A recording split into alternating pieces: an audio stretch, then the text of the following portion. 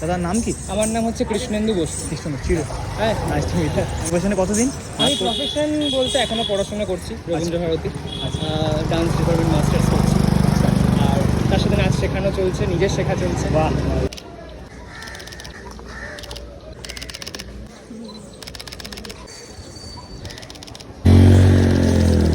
Done done done, thank you.